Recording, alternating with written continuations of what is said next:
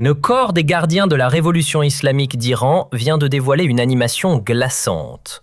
Un bombardier furtif B-2 américain anéanti dans le ciel iranien. Tandis que Washington réorganise discrètement ses troupes et que Téhéran se prépare à des manœuvres de tir réels dans un détroit stratégique, cet avertissement ne peut que signaler une intensification des tensions. L'intention est claire, difficile à interpréter autrement. Il ne s'agit pas de simples paroles, mais bien d'une préparation minutieuse. Cette animation survient à peine quelques mois après l'opération Minuit Marteau menée par les États-Unis, qui a violemment frappé l'infrastructure nucléaire iranienne. En juin, des bombardiers B-2 ont parcouru sans escale 37 heures depuis la base de Whiteman dans le Missouri pour atteindre les sites de Fordo, Natanz et Isfahan. 12 pénétrateurs d'ordonnance massive, GBU-57, ont été largués sur Ford avec des bunker busters additionnels ciblant Natanz. Des missiles Tomahawk suivis, complétant l'une des missions de frappe à longue portée les plus complexes de l'histoire militaire américaine moderne. Durant cette opération, les analystes disent que Washington a utilisé la déception comme une arme. Des bombardiers B-2 ont été envoyés vers l'ouest au-dessus du Pacifique comme leurre visible, tandis que le véritable package de frappe volait vers l'est au-dessus de l'Atlantique. La tactique a fonctionné, masquant la vraie direction de l'attaque jusqu'à ce que les bombes tombent déjà. Maintenant, les observateurs de la défense croient que la stratégie pourrait se répéter. Le groupe de frappe aéronaval du porte-avions USS Abraham Lincoln agit comme le signal bruyant, tandis que des actifs silencieux pourraient déjà se déplacer en position à Diego Garcia. Dans ce contexte, l'Iran monte les enjeux. Téhéran a annoncé des exercices navals de tir réels dans le détroit d'Ormuz, un point d'étranglement par lequel passe 1/5 de l'approvisionnement pétrolier mondial. Les exercices seront menés par les forces navales du corps des gardiens de la révolution islamique et sont programmés la semaine prochaine. Les médias d'État iraniens disent que les exercices sont défensifs. Washington les voit comme un coup d'avertissement. Le président Donald Trump a rendu sa position claire. En publiant sur Truth Social, il a dit que le temps s'épuisait pour l'Iran de retourner aux négociations nucléaires. Il a averti que l'armada américaine entrante est préparée à agir avec vitesse et violence. Trump a référencé l'opération Minuit Marteau directement, disant que la prochaine frappe serait bien pire. La publication par le corps des gardiens de la révolution islamique d'une animation montrant la destruction d'un bombardier furtif B-2 américain n'est pas un acte de propagande aléatoire. C'est un message calculé, envoyé à plusieurs audiences simultanément. Aux États-Unis, cela signale que l'Iran étudie les tactiques américaines et développe des contre-mesures. Au public iranien, cela démontre que le régime n'est pas impuissant face à la technologie militaire américaine supérieure. Aux alliés régionaux, cela montre une posture défensive confiante. Le timing de cette animation est particulièrement significatif car elle arrive quelques mois seulement après l'opération Minuit Marteau, la frappe américaine dévastatrice de juin contre les installations nucléaires iraniennes. En publiant cette animation maintenant, le corps des gardiens de la révolution islamique essaie de reprendre le contrôle du récit et de démontrer qu'il a appris des frappes précédentes et est prêt pour les prochaines. Les détails de l'opération de juin révèlent l'ampleur et la complexité de ce que les États-Unis sont capables d'exécuter contre l'Iran. Le vol sans escale de 37 heures depuis le Missouri jusqu'aux cibles en Iran représente une projection de puissance extraordinaire. Les bombardiers B-2 sont parmi les avions les plus avancés au monde, conçus pour pénétrer les défenses aériennes ennemies les plus sophistiquées sans être détectés. L'utilisation de 12 pénétrateurs d'ordonnance massive GBU-57 contre Ford démontre le sérieux de l'intention américaine. Les GBU-57, surnommés Massive Ordnance Penetrators ou MOP, sont les plus grandes armes conventionnelles non nucléaires de l'arsenal américain conçues spécifiquement pour détruire des bunkers profondément enterrés et des installations renforcées. Chaque MOP pèse environ 13 600 kg et peut pénétrer jusqu'à 60 mètres de béton avant de détonner. Ford est particulièrement significatif car c'est l'installation d'enrichissement d'uranium la plus profondément enterrée et la plus fortifiée de l'Iran, construite à l'intérieur d'une montagne près de Qom, spécifiquement pour la rendre difficile à détruire. Le fait que les États-Unis aient ciblé Ford avec plusieurs MOP suggère une tentative délibérée de détruire ou de neutraliser gravement cette installation critique. La tactique de déception utilisée pendant l'opération, envoyant des B-2 vers l'ouest comme leurre tandis que le véritable package de frappe volait vers l'est, révèle la sophistication de la planification militaire américaine. Cette approche a forcé les défenses iraniennes à se concentrer dans la mauvaise direction jusqu'à ce qu'il soit trop tard pour réagir efficacement. L'annonce par l'Iran d'exercices navals de tir réel dans le détroit d'Ormuz la semaine prochaine est une escalade calculée, conçu pour rappeler au monde que Téhéran possède également des leviers significatifs dans cette confrontation. Le détroit d'Ormuz est l'un des points d'étranglement les plus stratégiquement importants de la planète, avec environ 1/5 de l'approvisionnement pétrolier mondial qui transite par ce passage étroit. La capacité de l'Iran à perturber ou à fermer le détroit d'Ormuz, même temporairement, donnerait au régime un pouvoir de négociation massif et infligerait un choc économique mondial immédiat. Les prix du pétrole monteraient en flèche, les économies mondiales seraient perturbées et la pression sur Washington pour désamorcer la crise augmenterait dramatiquement. Le fait que ces exercices seront menés par les forces navales du corps des gardiens de la révolution islamique plutôt que par la marine conventionnelle iranienne est significatif. Le corps des gardiens de la révolution islamique a développé une doctrine de guerre asymétrique spécifiquement conçue pour le détroit d'Ormuz, utilisant des vedettes rapides, des mines, des missiles côtiers et des drones pour menacer les navires beaucoup plus grands passant par le détroit. Durant les tensions précédentes, l'Iran a démontré sa volonté et sa capacité à harceler la navigation dans le détroit. Des navires ont été saisis, des drones ont été abattus et des incidents ont failli dégénérer en échange de tirs. La programmation d'exercices de tir réels maintenant, alors que la tension est déjà extrêmement élevée, crée un risque sérieux qu'un incident pendant les exercices pourrait déclencher une confrontation non intentionnelle.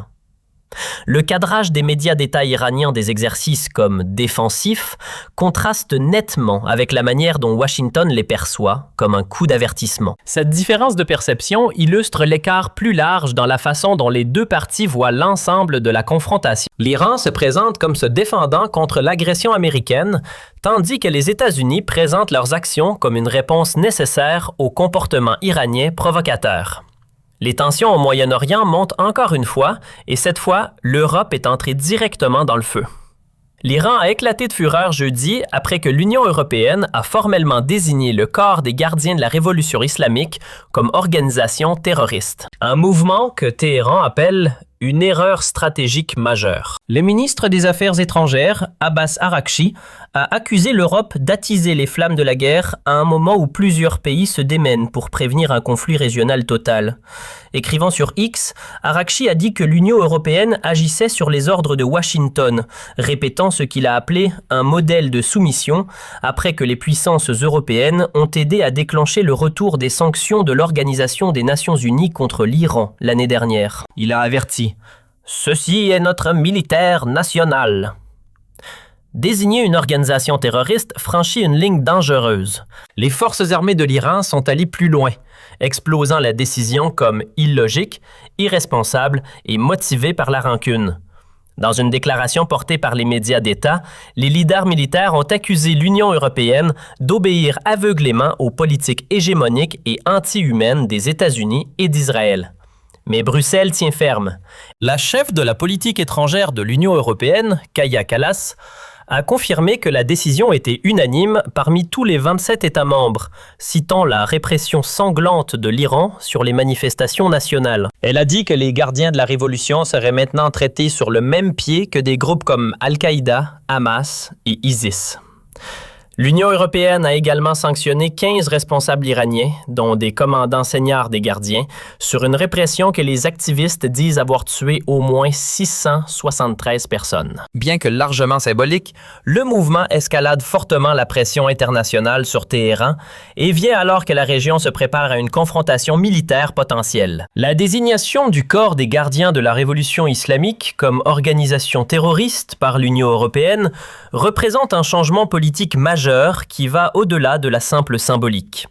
Le corps des gardiens de la révolution islamique n'est pas un groupe militant non étatique opérant dans l'ombre. C'est une branche officielle des forces armées iraniennes contrôlant une portion substantielle de l'économie iranienne et jouant un rôle central dans la sécurité intérieure et la politique étrangère du régime. En désignant le corps des gardiens de la révolution islamique comme terroristes, l'Europe place effectivement une partie de l'appareil d'État iranien dans la même catégorie que des organisations comme Al-Qaïda et ISIS. Cela crée des complications juridiques et diplomatiques massives pour toute interaction future entre l'Europe et l'Iran. Parce que presque toute activité gouvernementale iranienne implique d'une manière ou d'une autre le corps des gardiens de la révolution islamique. L'accusation d'Arakchi selon laquelle l'Union européenne agit sur les ordres de Washington et répète un modèle de soumission reflète la frustration iranienne profonde envers ce qu'elle perçoit comme l'incapacité de l'Europe à maintenir une politique indépendante vis-à-vis de l'Iran. Du point de vue de Téhéran, l'Europe a négocié l'accord nucléaire de 2015. Promis de le maintenir après le retrait américain, mais a finalement capitulé face à la pression américaine. Les États-Unis ont tranquillement ajouté du carburant à la confrontation.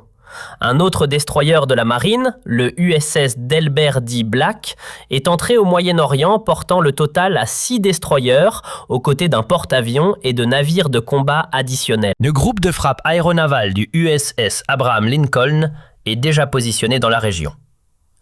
Le président Donald Trump a averti d'une action militaire possible sur la répression de l'Iran et les exécutions de masse alléguées. L'Iran, en réponse, a menacé de frappes préemptives et a émis des avertissements d'exercice de tir réel dans le détroit d'Ormuz, un point d'étranglement pour 20% de l'approvisionnement pétrolier mondial. Alors que les navires de guerre se déplacent, les sanctions montent et la rhétorique se durcit, la question grandit plus forte. Cette pression signifie-t-elle retenir l'Iran ou la région est-elle poussée vers une autre confrontation dévastatrice? La réponse de l'Iran a été également brutale. Les responsables disent que toute nouvelle attaque américaine sera affrontée avec tout ce qu'il a. Ils accusent Washington et ses alliés d'exploiter les troubles régionaux pour pousser le Moyen-Orient vers une guerre plus large. En même temps, l'Iran continue de cadrer le corps des gardiens de la révolution islamique comme une force contre le terrorisme, même alors que l'Union européenne le désigne organisation terroriste. L'accumulation militaire américaine au Moyen-Orient suit maintenant un modèle familier qui a précédé des actions militaires dans le passé. 6 destroyers représentent une concentration significative de puissance navale, chacun armé de missiles de croisière, Tomahawk, et de capacités de défense aérienne avancées. Combiné avec le groupe de frappe du porte-avions Abraham Lincoln, les États-Unis ont maintenant assemblé les actifs nécessaires pour une campagne de frappe soutenue. La référence de Trump à l'opération Minuit Marteau et son avertissement que la prochaine frappe serait bien pire suggèrent que l'administration considère activement une action militaire escaladée si l'Iran ne capitule pas aux demandes américaines. La question de savoir si cette accumulation est conçue pour contraindre l'Iran à la table de négociation ou si elle représente une préparation réelle pour la guerre reste ambiguë, peut-être intentionnellement. Du point de vue iranien, cette ambiguïté stratégique ne fait qu'augmenter la pression pour se préparer au pire scénario. Téhéran ne peut pas savoir avec certitude si Washington bluffe ou se prépare réellement à frapper. Donc, la seule réponse prudente est de supposer que les frappes arrivent et de se préparer en conséquence. La menace iranienne de frappe préemptive représente une escalade rhétorique significative. Historiquement, l'Iran a présenté sa posture militaire comme purement défensive. Parler maintenant ouvertement de frapper en premier suggère soit un changement de doctrine, soit une tentative de dissuasion par l'incertitude, forçant les planificateurs américains à considérer que toute accumulation militaire pourrait déclencher une réponse iranienne avant même que les États-Unis ne soient prêts à agir. La question centrale reste sans réponse. Qui clignera des yeux en premier? Avec les deux parties escaladant leur posture militaire, durcissant leur rhétorique et se préparant publiquement au conflit, la marge d'erreur de calcul ou d'incident rétrécit dangereusement. Un drone abattu, un navire harcelé, une mine qui explose. N'importe lequel de ces incidents pourrait être l'étincelle qui transforme cette crise de posture en guerre ouverte. Dis-moi en commentaire, selon toi, est-ce encore un bras de fer stratégique? Ou le compte à rebours d'un affrontement direct entre Washington et Téhéran a-t-il déjà commencé? Si cette analyse t'a aidé à comprendre les enjeux réels derrière cette escalade, laisse un like, abonne-toi et active la cloche pour suivre les prochains développements.